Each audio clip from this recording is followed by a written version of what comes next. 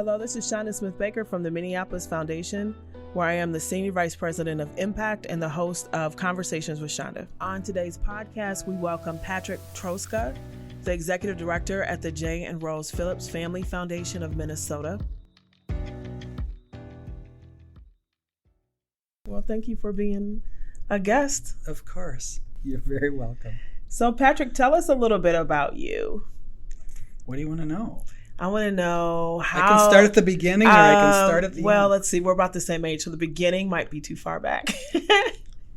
But no, really, in terms of the beginning of your career journey, like just how did you get into this work? And let our audience just get a sense of who you are. Sure. I'll give you the abridged version of my life story. Okay. I actually grew up on a farm in northern Minnesota, so I'm a farm kid. A hog farm and a wheat farm. My dad farmed... Wait, hogs and wheat? Hogs and grain. Okay. So wheat was the primary, wheat and alfalfa.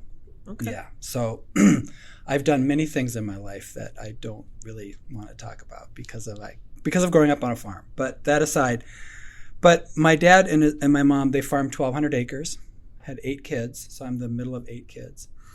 And I knew from a very early point in my life that I did not want to farm, nor did I want to be out in rural Minnesota. I always thought of myself, even at the youngest age, as a city kid. So I knew when I graduated from high school I was going to be gone, and I pretty much left. Went back to visit parents, but that was really about it. I've never gone back for any other reason. I went to a small Catholic college, St. John's University, studied theology and social work. I worked with kids for about 10 years of my life. I went back to grad school and got my master's in leadership at Augsburg College. And I knew at that point it was time for a career change. And I got a job working for Minnesota Children's Museum as the Director of Volunteer Services at the same time that they were moving into downtown St. Paul. So I got a chance to build this program from scratch, which was really kind of exciting, but it was an exhausting sort of burnout job because it was a department of one doing a pretty significant job. I was there about 3 years, and then I got a job working for United Way. But I left there 3 years later because I got a call from a headhunter about a job at the J. and Rose Phillips Family Foundation. They were hiring a program officer, the very first one. So I applied, met with the headhunter, had a nice connection, got a chance to meet Pat Cummings, who was the executive director. We clicked, and she hired me. And that was 19 years ago. 19 years ago. 19 years ago. In fact, it was June of 2000 when I had my first interview. Oh, wow. It actually started in October, so it was a long process. But so I got into the field at a time when it was pretty traditional. I mean, family philanthropy was all about families controlling where money went. And so when they put money into what I would like to say is a public trust, because it really is in the public trust, it's held without tax, the family still has the opportunity to control where that money ends up. There's no real community voice. And that happened, that was the sort of tradition of family philanthropy for a long time. And I stayed with the job partly because I liked the work and I liked the people I was working with and I liked the family. And in 2011, a big shift happened at our foundation. Long story short, family generations had been in other parts of the country for a long time, and actually it had access to discretionary funds at the foundation. And they decided that they really needed to build a presence with that foundation in their own community. Mm-hmm. So we ended up splitting the foundation into 3 foundations. One went to California, one went to Colorado, and one stayed here, all equal sized, but all without any accountability or expectation of work together. So we all operate very, very, very differently. So at that time, I was a program officer, and the trustees decided that they liked me well enough to hire me as the executive director. So I took that job, and it was a time again when things were in big transition. They really wanted us to think differently about philanthropy at that point. They said, I want you to get out from behind your desks, get out in the community, get to know people, get to know the community, and bring good ideas back. Don't go to the community and say, here's what you need. Go and bring those ideas back. So it was a big shift for us. We were very used to getting proposals, reading proposals, the sort of traditional philanthropic approach. And now we were actually invested in building relationships. So we moved from what I like to describe as a very transactional foundation to a very relational foundation. And what do you think, Patrick, was the catalyst for that? I think it's a really good question. I've never really asked them that question, but I think in part it came out of the family's roots as an entrepreneurial family. So they were very used to looking for big ideas and then growing those big ideas, sort of, making those big ideas explode. And so I think for them it was, let's try that on for size. Does working in a more entrepreneurial approach really make sense? Yeah. And can we produce better results? Because I think they looked at the whole approach and said, we've been doing this we've been around for 75 years. So we've been doing it for about 70 years at that point. And, there were things they could point to and say, yes, this was an impact that we had, or this was an impact we had. But they couldn't collectively say, here's been our impact. And I think they were looking for something bigger at that point. Yeah. When I think about, so I started at Pillsbury United Communities in 2000. Right. And I left there in 2017. Okay. So we're about on the same timeline in different ways. Yeah. So 17 years there. When I talk with my predecessor, who I greatly admire, Tony Wagner, he talks a lot about how philanthropy and the work had changed so much from being more maybe high trust, relational in many respects. And that foundations used to fund organizations that they knew would get the work done, and leaders they knew they would get the work done. And then we went to kind of this impact measurement, narrowing. He often talks about, like, why can't we just fund youth workers? Like, there used to be a time where we would pay people to go out and just work with youth and get them connected. And now the youth have to come in the building, and we've professionalized it to the point that we're starting to maybe stamp out some of the effectiveness of the work. And so I'm really curious, like, in your time, in that 17 years, like, I mean, do you feel like you're coming full circle back to being more relational, or do you feel like you're going back to your future, or is it? Well, in some respects, I think we're creating it all new again. And maybe it's going back to the roots of what philanthropy is, which, love of humankind. But I don't see us going back, at least our foundation. I can't talk for the field as a whole, but I don't see us going back to that very rigid traditional way of doing, of getting those resources out into the community. It's to your point, it's stifling. It's not very creative. It doesn't really go where the work is really needed. I mean, I think about what Edgar says in Decolonizing Wealth about money being medicine, that it has to go where the hurt is the greatest. And if it's not going there, then it's not working as medicine. And I, since I've read the book and since I've heard him talk and had a chance to have a conversation with him, I've really been sort of ruminating on that idea of money as medicine. How can money be medicine? And how do we as a foundation use money to repair where damage is? To be, a force in that respect, and not a force on our own. It certainly is about how do we go into community, build those relationships, build trust. Change happens at the speed of trust. And how do we build that trust so that that money can be medicine, so that it's not just some artificial kind of, remedy that in fact isn't producing the result that the community wants, nor that the community needs. Yeah. So I imagine that as the foundation has evolved in that time period, you have as well. And we've talked before briefly about your own journey of understanding power and privilege, and I guess the position that you hold within that. So there's the position that you have personally, and then the position that you hold within your foundation. What is your own kind of evolution and understanding around how power and privilege work? How has that informed your work? It's interesting. When we made the decision back in 2015, 2016, that we were going to move our grant-making work to the North Side, and that was going to be our focus, we took a look at each other on staff. There are 4 of us, and we're an all-white staff, and we said, how can we be effective on the North Side if we, in fact, don't reflect what the North Side looks like, what the experience of the North Side has been? And so we started to do some deep work ourselves. we did the intercultural development inventory and some other kinds of trainings and explorations. We've been reading and talking and sort of having our own journey.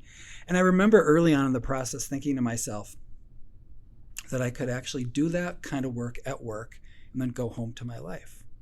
That I could separate those two realities, that I could just understand it on a professional level, but then there was my personal life, and that didn't have anything to do with my professional life. And it became clear pretty quickly that those two things can't be separated. So it was an important part of my journey to understand that I had personal work to do, and I could only do the professional work well if I did the personal work. Because this work is incredibly personal. If you're going to build relationships, it's incredibly personal. I remember having a conversation with Rapam Maka from Nexus Community Partners at one point. And he said to me, he said, Patrick, if you can't come into this community and be vulnerable, you're not ready to come into this community. Don't come. We don't want you. We don't need you. This community won't accept you. So, it was about engaging in understanding my own privilege, where I've come from. I share the story about coming from a farm, sort of these very, these agrarian roots of mine, these very earthy roots of mine, because I have to understand my own story, where I come from, who I am, and what that story is, how I've evolved in that story, with how that story has shaped me over time. So that was really our journey as a staff, was to spend time understanding our own story, understanding what privilege looks like, understanding, what our own biases are when we show up in community, especially in philanthropy, how those biases show up even when you don't intend them to show up, in the way you ask questions, in the way you relate. The biggest lesson I got early on was listening. It's important to listen, and then listen again, and then listen again. And that speaking, because foundation folks are so used to speaking. That's what we do. We talk, and everybody listens. It's like E.F. Hutton. When we talk, everybody listens. And unintentionally, when we speak, we're telling people what we want, and so then they respond in kind. And what I found out really early, just a little side note, what I found really early is that when we changed the rules on nonprofits, when we said, here's what we want, and it was outside of the norm of what we'd been asking for before, they didn't know how to respond to us. Yeah. We have conditioned them so well to know how to hear for those particular clues, those particular phrases, and then respond in kind, so that we feel like they're listening to us. There's a rippling effect of that, So in my time at Pillsbury, that was one of the things that, where philanthropy and government can be very prescriptive. And they could say, this is exactly how I want you to deliver this program, and I want you to have so many hours of reading with this type of person and this type of room and setting. That when I would go to the staff and say, hey, there's an issue that we're experiencing, what do you think? And their response would be, well, our contract says, our proposal says, I would, no, I want to know what you think. You're from the community. Tell me what you think. And they're like, well, when I met with my contractor, I mean, it took me a while to realize that what happens to the social sector if we become so prescriptive that no one is bringing in their own assets and their own worldview and their own experience that essentially will allow us to be able to begin to crack the nut on addressing some of the disparities that we have. For sure. Well, and so one of the experiences that was interesting for us was being in a gathering of community folks. And we had spent months having one-on-one and small group conversations with any number of folks who would talk to us, small business owners, school teachers, parents, everybody in the community that would actually sit down and have a conversation. Then we gathered a group of folks together in a design session, and I remember a couple of the people that were in the session were very clear with us that they didn't trust us. They had no reason to trust us. Their experience would be that, and they laid it out. Here's what we expect you're going to do. You're going to listen. You're going to take away our ideas. You're going to do your own thing. I mean, it was just the process that they'd been through 1,000 times before, and they expected it again. And so, we had to sit there and listen to them. And then the difference was we came back the next day and we listened again. And then we came back the next day and we listened again. And that process of listening slowly broke down that distrust. And now some of those folks are some of our greatest supporters because we try to constantly be in conversation with folks around listening to them.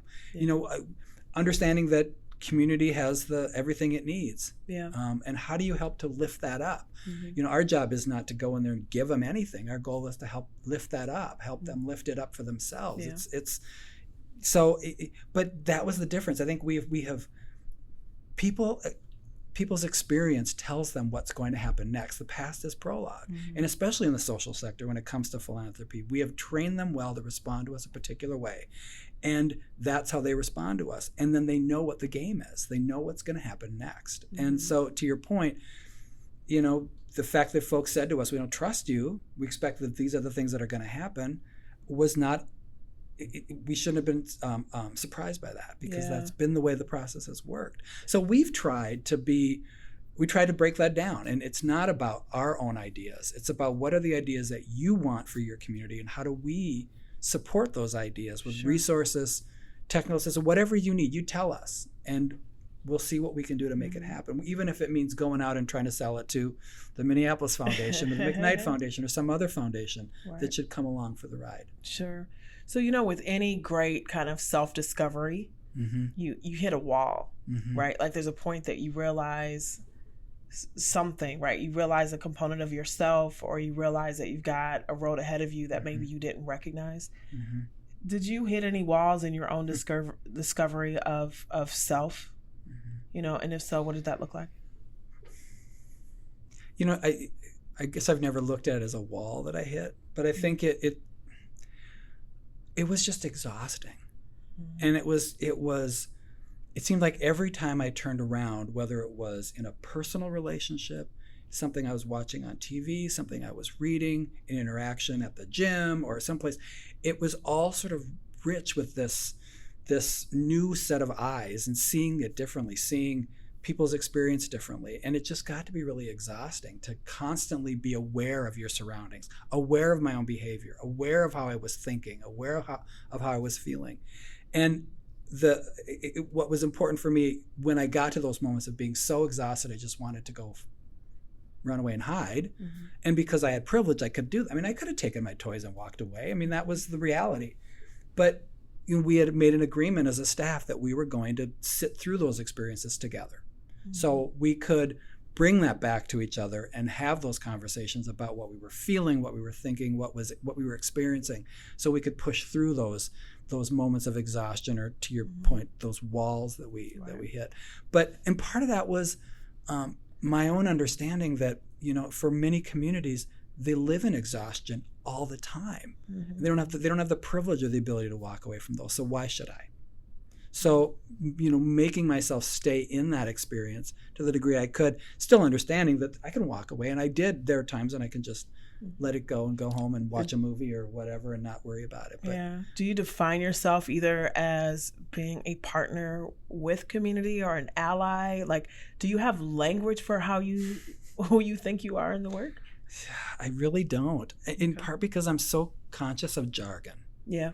And the fact that jargon is it's code. I mean, it's just laden with all kinds of definitions that aren't helpful. So we use partners, we use ally, we use all those terms, and we haven't really landed on anything as a foundation. And I think about just being in the work. I don't think about what I bring necessarily from that part of the relationship. And maybe I should spend more time on that, but I don't.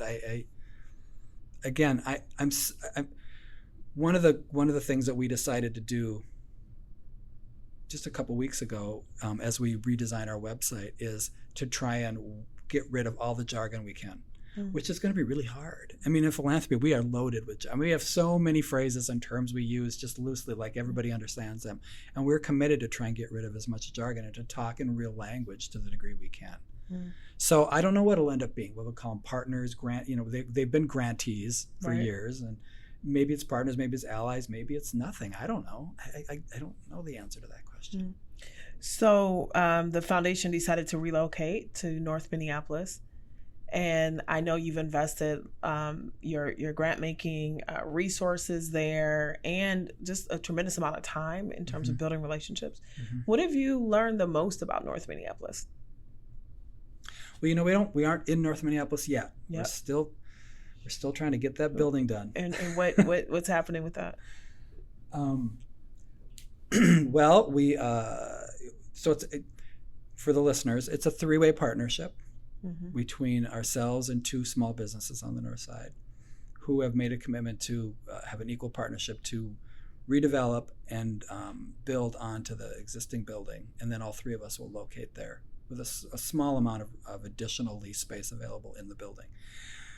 It's about a $7 million-ish project. And the reality is $7 million on a building the city's going to sell for $1 means that it's going to be underwater from the very beginning. There's no way, unless we're able to raise $7 million, and that's just not the way we're doing this. We're not a nonprofit, it's a for-profit entity. So we're not going out and trying to raise grant money.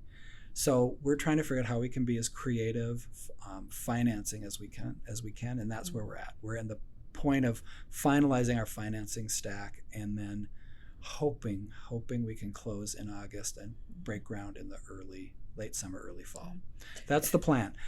The foundation is going to be, at this point, committing somewhere in the area of $1.5 million, and I think what will be a forgivable loan.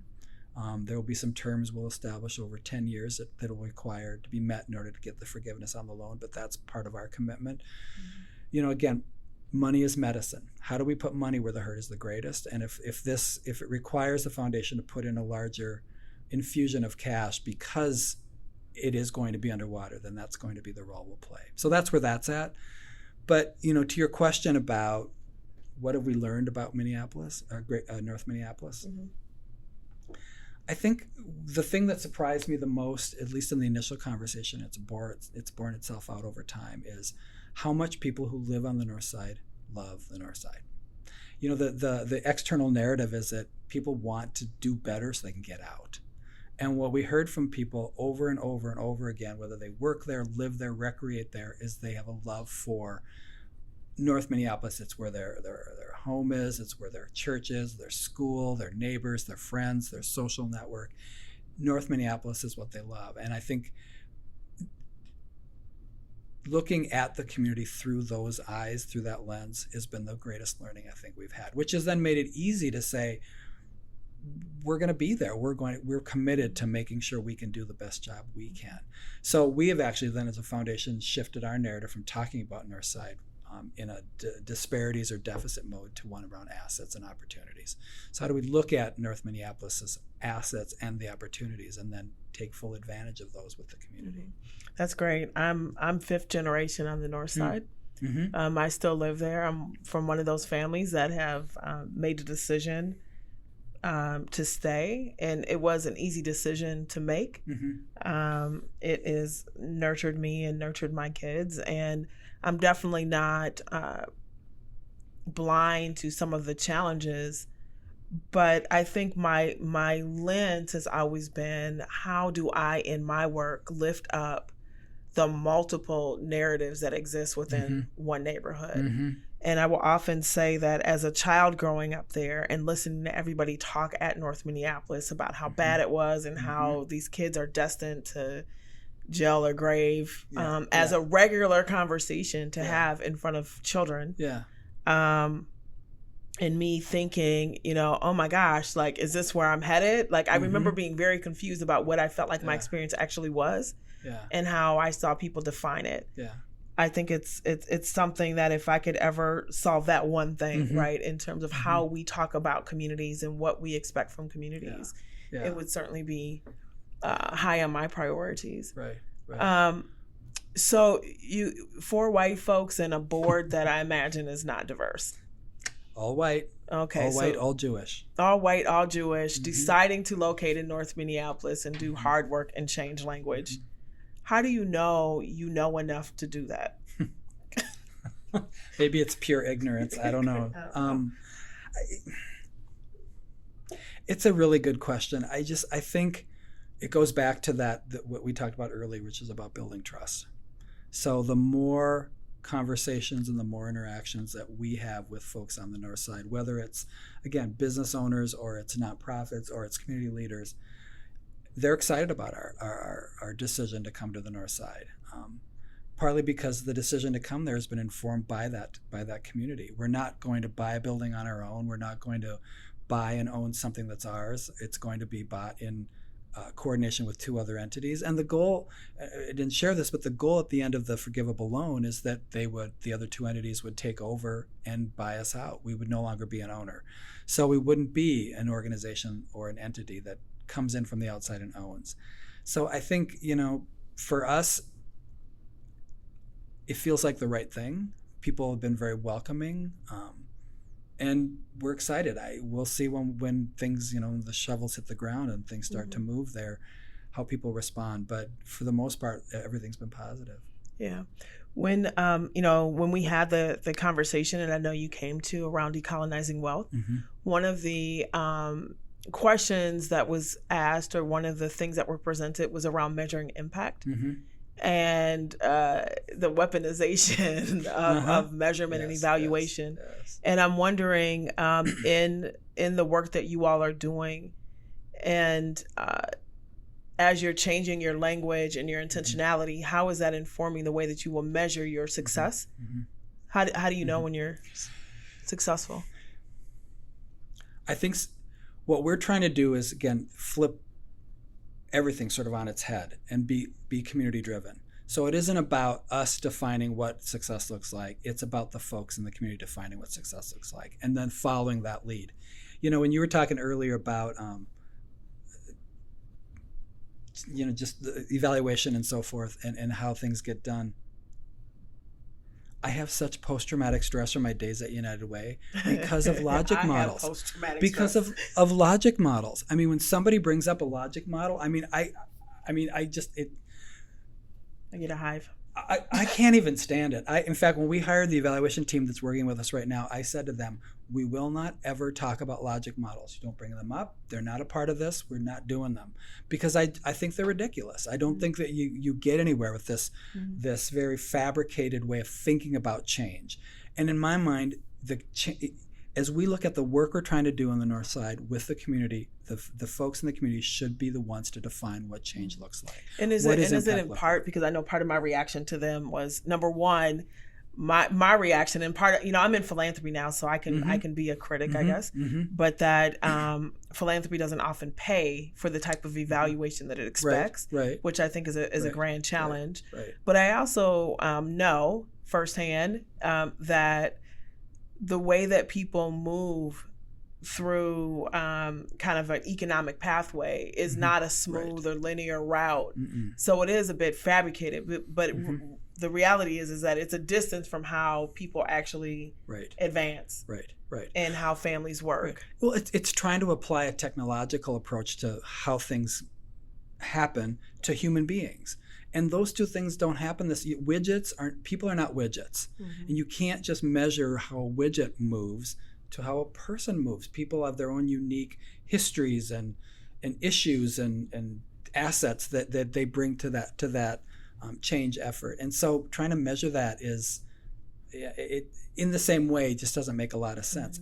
I also think, I asked in that conversation, one of the things that was mentioned was this idea that around evaluation is what are we really trying to measure and who are we trying to measure it for? So most of the time in philanthropy, those kinds of evaluations are really about the funder getting some information they think they need as opposed to what the actual recipient, the grantee, the organization needs and wants to measure. So in many ways I just think evaluation is just one more control mechanisms that foundations put in place with nonprofits and with their grantees in order to control how the money gets used. It's back again to, families that put money in a foundation still get to control how that money gets used. And I just don't. I'm not a big proponent of really deep evaluation efforts. I think there are roles to play for these large scale sort of community-wide evaluations that maybe universities do or that government does or whatever, but individual foundations who think they can measure the impact of a grant they make to a large effort at an organization are fooling themselves. So look back to the community for what is the community looking for in change, and how can the community talk about that change in a way that shows that change is happening. I just... Do you think evaluation can be used for good in philanthropy? Do you think that it's just been used in the wrong way, but that if we were using it for learning and direction, it could be maybe deployed differently? Sure. I think it'd be really helpful if foundations engage themselves directly in the work with the organization and then participated in that evaluation collectively. But too often it's this many steps back. So you've got an organization doing all the work, the foundation expecting this evaluation, and there's no real learning that happens even in the experience. It's only in the reading of whatever words get put on a page. So how can foundations get much more deeply involved in the work?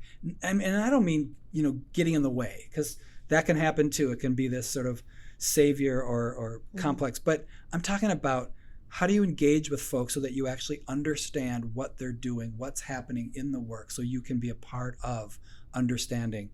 And I think that's where the evaluation can come in. So yes, I think evaluation could be used for good, but I think we have to rethink how we're doing it now in order for that to happen. Sure. Yeah. I honestly haven't spent a lot of time talking about my own journey around racial equity and privilege. So I'm not sure exactly how to frame it always and talk about it. So, well, I think that's... because it's pretty new still. I guess part of the reason why I asked you about your journey and if you hit a wall is because I feel like I've hit several walls in my work. And they've been for different reasons. Yeah. One, I think at Pillsbury, I had moments of kind of whatever they're saying, can I see the forest through the trees? Am I so close? Right? Because I live in North and because I'm raising kids, and how do I look at how I impact and deliver programs for education when my kids are all in different schools and I'm ready to go ballistic, right? On how I think that they're being treated in different school settings. And so there was a point where it's almost like I'm so close to it. What do I need to understand or learn differently about this? Yeah. Well, it's interesting. The one of the things that I have reflected on a lot is when you're the executive director or the leader of a family foundation and you're not a member of that family, I spend so much of my time acting as proxy for this family. So I sometimes feel like, how much of myself do I lose when I'm constantly acting as proxy for them? Do you know the answer to that? I don't know the answer to that because I've been doing this work so long that I'm not sure what stepping back would reveal, honestly. One of the interesting things in a conversation that we had with Edgar around decolonizing wealth, and we had a panel, and it was a panel of Native American women. And they were expressing how they show up to work every day. And I asked a question of the audience and of them and said, what percentage do you think of yourself gets to show up to work every day? Right? Particularly if you're from a community, right? And you have a different point of view. And if you're the one or the only or one of few, oftentimes that lived experience that does not get equal value at a table. Right. And one of them said, it really just depends. Yesterday, 20%. Today, I'm probably at 80. Some days it goes from 20%, and then I can walk in a colleague's office and we can sing a song or we can say a prayer and I can feel 100% like I'm me in this moment. In that conversation, I did think, because as a person of color, we often think about what we have to kind of temper to be able to navigate the work, which is a very difficult burden, by the way, to carry. But I don't know what it means for someone in the white community, or just how you've just explained it. Well, especially when you're going to, when it's an overused statement, but when you suddenly get woke, when you start to understand or see the world differently than you have through a privileged lens in the past, I think it's it can be really, really difficult. So you're a woke farm boy. And let me tell you a quick story that in some respects will highlight what you just described. So I worked at United Way for 3 years, and I was there during the peak of the Boy Scouts. Oh, goodness, I remember this. Yeah. For those who don't know, this is the Boy Scouts have had this policy about no gay scouts, no gay scout leaders. And yet the United Way had a policy that you couldn't discriminate. It was an all-inclusive policy, and everybody had to sign it. And but Boy Scouts still got their $600,000, $700,000, $800,000, or maybe it's more like $1.5 million. I don't even remember anymore. They got a lot of money every year, despite not being able to sign that pledge, because they said, "Well, National's working on changing the policy, so stay with us." And so, St. Paul United Way did community-led panels. So community representatives would review proposals and make recommendations to the board about what should get funded and at what level, based on a set of criteria and ranking that was established by United Way. So one of my panels had Boy Scouts in it, and that panel rated the Boy Scouts the last one. Out of 7, they were number 7, which according to the rules of the process said that the Boy Scouts would get an X% cut in their funding for the next year. Well, when you're getting $1 million and you're getting a 20% cut, that's a lot of money. Mm-hmm. When you're getting $50,000, you're getting a 20% cut. It's not as much money. Well, so that was the recommendation that went forward, and my boss was livid with me. And she was like, "You didn't control your panel. You did not direct them correctly. You blah, blah, blah." Yeah. So she and the CEO at the time went home, and they changed all the recommendations. And United Way gave Boy Scouts more. They got a cut, but it was less, because her rationale was that's too much money. And I said, but it's based on percentages. That's the rule. And anyway, so later when I quit, which was like a year later or something, and I left to take this job, one of the vice presidents came into my office and said to me, "I suppose you think we should have defunded the Boy Scouts." And I said, "That was never my position." See, no one pays attention. I said, "It was never my position. My position was always that the Boy Scouts get to set the rules. They get to decide what they want. They get their cake and they get to eat it too. Nobody holds them accountable. Why isn't United Way holding them accountable? I'm fine with them getting money as long as their accountability that they have to meet. They're not being held to that accountability. They get to make the rules."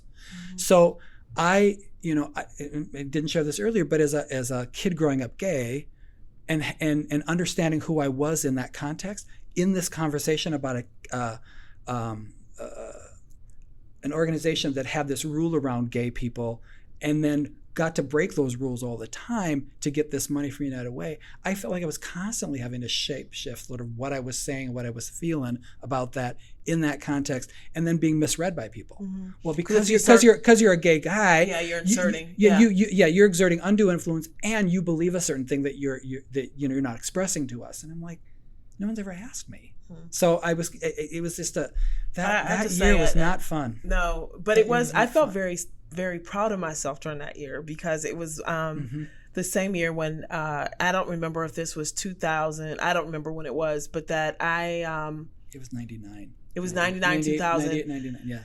So I remember that because I started Pillsbury in 2000, and we had a Boy Scout troop at our location. And I remember the changes that were happening, but the dues still went to National, and National still had the position. Yeah. And so I was part of a group that actually did not allow for any of the Boy Scout troops to meet at the centers until that policy was changed. Yeah. And I felt very proud of that. That was a moment of leadership for me, my young. And I'm sure there are people who didn't agree with you. Oh yeah, for sure. Yeah. I in terms of, I guess there's this range of perspectives, and there's so much divisiveness in the world right now. Mm-hmm. Do you think philanthropy has a role in healing and repairing the divisiveness that we see? Well, there's a repair at so many different levels. You talk about the divisiveness, but I think about all of the hurt that needs repair. I mean, you know this, Chanda. I mean, philanthropy is such a small percentage of all of the money that actually gets spent out in communities. When you add in government money, it's just such a small amount. So, can philanthropy play a role in repairing, that kind of disharmony or divisiveness? I honestly don't know. I think, as a private foundation, we can't do any kind of lobbying or work directly with legislators. So we're held to there's certain things we can't do, which makes that kind of work difficult. But, I am more, to be honest with you, I am more interested in how do we focus on the local level. Mm-hmm. I really believe that the local level is where the work is. And if you can help, if you can be a part of change at the local level that creates sustainable economic development, economic growth, family health, schools that work, and so forth, in the local level, that's where the work is. And that's where the healing happens. I can't spend my time thinking about the larger divisiveness going on. I mean, the political discourse that is so divisive right now is, I don't know honestly know what's going to solve it. I think it's created so much pain and so much unnecessary division that I don't know how we come back from it. That's fair. Maybe I'm cynical. I don't know, but but because you're clear, right? Well, because my focus is about the local stuff. I'm not going to try. One of the things that we've talked about at the foundation is how much can we, as a foundation, with the way we approach our work through that community voice, influence philanthropy at large. And I've said so many times, maybe we can. That's not where my focus is. Mm-hmm. My focus is about how do we make the work do the best it possibly can with the community and make that change happen locally. And if that influences somebody more broadly, great. But I don't have the time, the bandwidth, or the energy to try and make that happen at a larger level. I have to go back to my woke farm boy comment, though. Yeah. So I think about that, and then I think about you being on the north side. So so the word belonging is coming up for me. And so I don't know if you feel like the people back where you grew up, because now that you're woke and you're living this work and this reality and understanding people's lives and neighborhoods in a different way that maybe they can never imagine. Mm-hmm. And then you're coming into the north side on Broadway with the whole community that largely doesn't look like you. Mm-hmm. And so how are you navigating those spaces? Like, do you feel like a sense of belonging? Yeah, I've actually thought about that a lot. And, again, growing up on a farm in northern Minnesota, going to a very small high school, I was bullied and tormented every day of my life. Mm. It was just the reality of where I grew up and who I was. And so when I left that experience, I vowed never to go back to it, which I stated earlier. So I never did go back. And my next experience going to St. John's University was incredibly transformative because I was finally in a place where there were people who were like me, people who listened to me, people who had the same kind of dreams as me. The monks and the nuns at St. John's and St. Ben's were unbelievably welcoming, warm, just wonderful human beings. So I blossomed out. I just grew an enormous amount. But I think that early experience continues to shape who I am today, which is I don't want to be that bully, that person who walks into a community and says, here's what you need. So for me, listening and exploring our pains together is a part of the process. And that's the kind of leader, the kind of philanthropist, the kind of foundation I want to be. So in some respects, being a woke farm boy, I've always had this sort of pained experience of having that pain and going through the healing and coming to a new understanding of myself. But now I understand the world differently. And so bringing those two together has been a pretty natural marriage for me. So I don't even find myself out of place. Like I'm in these environments where I'm the only white guy or I'm the only guy, the only man. And I don't find myself uncomfortable. Like I think I may have been 20 years ago or even 10 years ago for that matter, just because that past experience has shaped and helped form who I am today and also how I try and approach the work. Right. So, I can't have you be part of a conversation where we don't talk about Village Trust. Uh-huh. So this just seems like when you talk about it, your face lights up. Can you share with our listeners a little bit about what Village Trust is and how it came about? Sure. So back in 2016, a group of activists came together, and they came to the foundation with this idea about opening up a credit union that would be Black-led. And it came out of the killing of Philando Castile.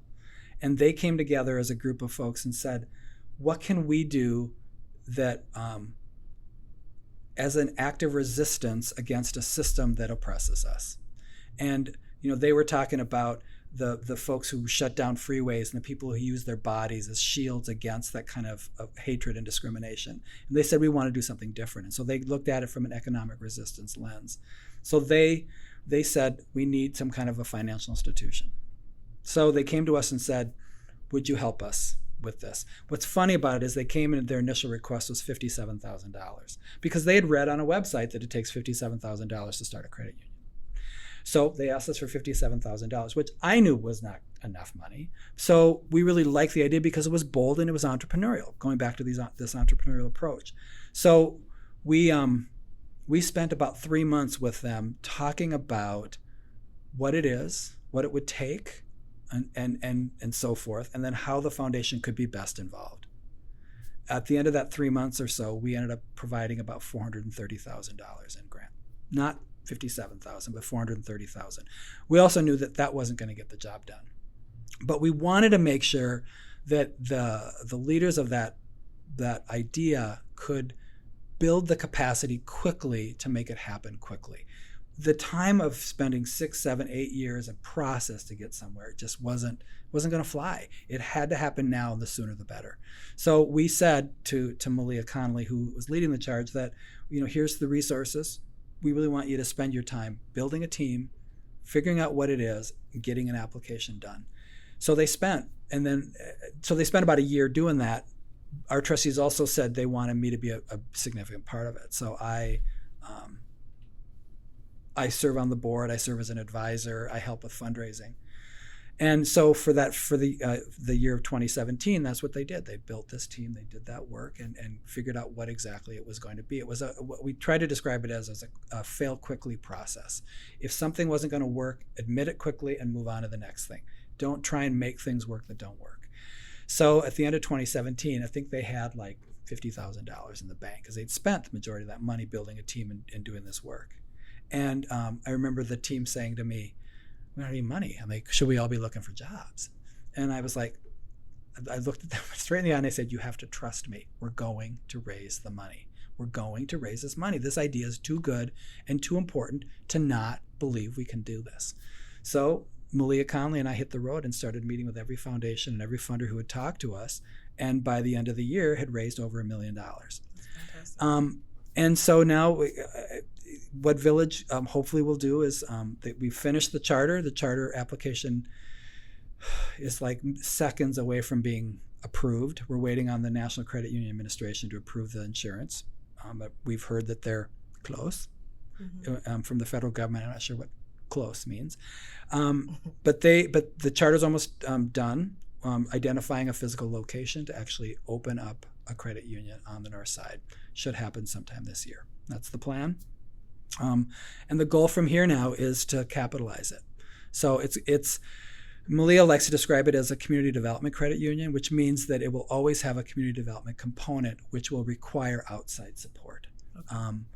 The idea that fees and interest and other kinds of earnings could actually pay for operations over time is going to be a long process if it ever happens, in part because we're trying to break through systems of extraction. So whether extraction and unbanked communities. Right. So you're talking about using payday lenders and check cashing entities in order to get access to your money. So there's a significant amount of education that's going to be necessary in order to get folks banked and get this thing up and be as solid as it needs to be. We've been told by regulators it takes about $30 million in assets to get to a place where you're starting to feel stable. So the goal is not only with individual members who will join, but also other kinds of outside equity investments and so forth that get put into this to build that $30 million. But, we've made an ongoing commitment of $250,000 a year in operating support for Village so it can continue to have what it needs. But operations are going to take $1.5 million a year to operate a facility, pay staff, run a loan fund and other kinds of, run the technology necessary and so forth. And are they still taking pledges? Oh, yeah, absolutely. And where would someone find a pledge if they wanted to become a member? Yep, you would go to villagefinancial.org, and there's information at the bottom of that page about about pledging to become a member. As soon as Village gets its charter, it can actually now have members. So those pledged individuals will be converted, hopefully the majority of them, into members. And then from here on out, you'd be able to just become a member. There's no pledging anymore, just become a member. But villagefinancial.org is the website.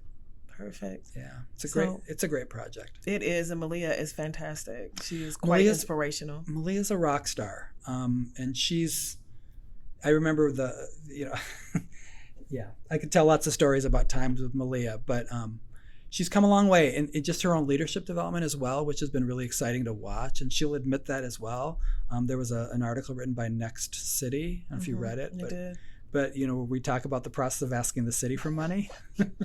Because the first time around, she asked for so little. And I was like, Malia, you got to ask for more. They're not going to give you any more than you ask for. So you got to start big. Oh, gosh. So I remember asking Kresge Foundation for $1 million. And I started giggling right afterwards. Like, can I have $1 million? And I just busted out laughing, right? Yeah. It was so uncomfortable. I know. It is uncomfortable to ask for money. And, it's, especially in, POC communities asking government and foundations for money. But that story which she tells about sitting in Mayor Fry's office and then asking him for $500,000 a year for 5 years, and then looking at me and my eyebrows raised like, you go, like that was exactly the right thing. So she's amazing and will continue to do amazing things, and this won't be the last thing she does, but she's amazing. Yeah. So I am insatiable when it comes to kind of reading and my level of curiosity. And so could you just, do you have something you can share that you're reading or exploring, a topic you're exploring now that you can share with me and the audience? Yeah. I mean, I'm not as voracious of a reader as Chanda is. I always start every year thinking I want to read more, and then I don't read more. Oh. Or I read maybe a little more, but not as much as I want. So one of the books that I've just started reading it's in the Shadow of Statues by Mitch Landrieu. Do you know this book?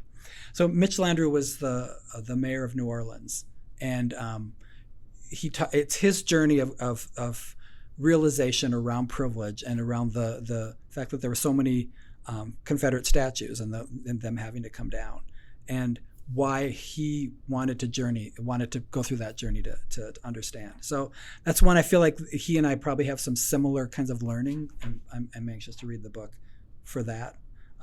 He, by the way, is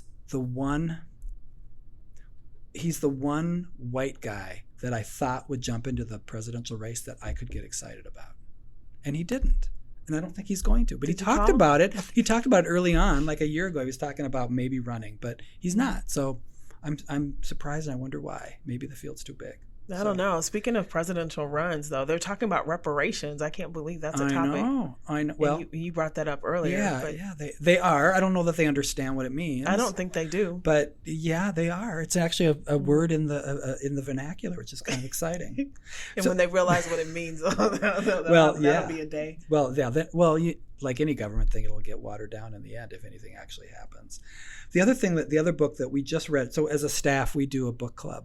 So we've been reading books. We just finished reading a book called How to Kill a City by Peter Moskowitz.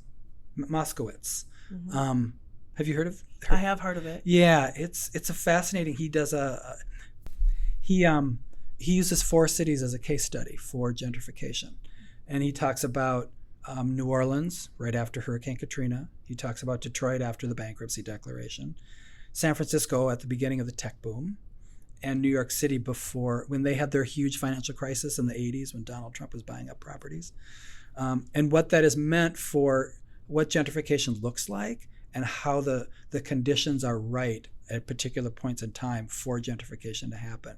And as he describes all four of these examples, you can see how North Minneapolis is ripe for gentrification. Like every one of the systemic indicators is right there in front of us to pay attention to. So you can see it happening. So that's been a great book to read. The other one that I'm looking at reading is The Liberty Amendments. Okay, I've not heard of that one. This is written by a guy named Mark Lewis. And so the Liberty Amendments, it's a conservative thing. It's these amendments that would change the Constitution if we were to have a constitutional convention to change the Constitution. These are the amendments that they want written in that would make it more conservative. So I just want to know what people are saying. I've heard it's a fascinating read because these amendments are kind of crazy, but not far afield from what we're currently seeing. What we're currently seeing, or where we're currently heading. Absolutely. Yeah. So those are the books that I've got on my table at home. Okay. And as we close, can you share one thing that you are the most excited about? Anything? Something I am most excited about. I mean, there's so many things I'm excited about. It's hard to narrow it down to one. Frankly, I mentioned the 927 project on the north side that we're redeveloping with these two other. In 927 West Broadway. It's 927 West Broadway in the corner of DuPont and West Broadway. Yep. It's an old 120-year-old Oddfellows type building. Is it deemed historical? Not yet. We're working on that. Okay. Yeah, we met with historic folks last week, and it's a climb. It's going to be a climb to get there, but we might get there. We'll see. But I really feel like if we can get that project done and make it work financially, it'll set an example for how other kinds of developments could take place on the north side as well, that are driven by the community, owned by the community, not by outside folks. Mm-hmm. But it's a model that's going to take a lot of work and a lot of creativity. Yeah. So if we can get it done, I'm excited. It's in some respects similar to the North Market. Yeah, it is. Model. Yeah.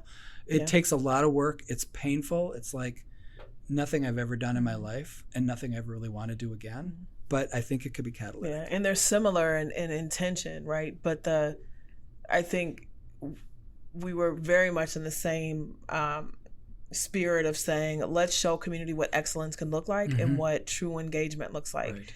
That we haven't come in with a project that's already baked and done. Exactly. And we're engaging you to see how much you're going to resist it. Exactly. But we're actually coming to you to help us create it. Exactly. And so thank you for being a creative partner to the city. And the thing, what's been really great about it for me, and I think for the foundation, beyond what I think the project will be, is the learning that's coming out of it. So not just the example or the sort of prototype that this could be for other developments, but whenever I've had organizations trying to raise money talk to me about the system and how it works, I've always been like, yeah, whatever. Mm-hmm. Well, now I know. Like, I know how screwed up these systems are that are trying to get these kind of projects done. The city RFP process is a problem. It's a huge problem. The permitting process. The right. Well, and then the financing stack. Like, how do you put financing together, and what financing makes sense, especially in an area that's been disinvested, and a building that takes $7 million to develop that's worth $2 million when it's done. I mean, how do you make those kind of things happen? And so just that whole, it's been really enlightening for me to experience that and to see the systemic barriers that are in place firsthand. Are you documenting them so then we can read about it in your book? I'm writing a book? Yeah. Oh, okay. Yes. The answer to that question is yeah. Awesome. Yes. Yeah, I'm trying to pay attention to those. Good deal. Thank you. You've just heard a conversation with Chanda, with Patrick Troska from the J and Rose Phillips Family Foundation of Minnesota.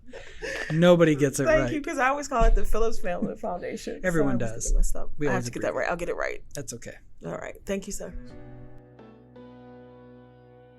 Please check out the Minneapolis Foundation website to find more episodes of this podcast, information on upcoming events, and for my book recommendations. Thank you to Weber Shandwick for their partnership and support in making this podcast come alive.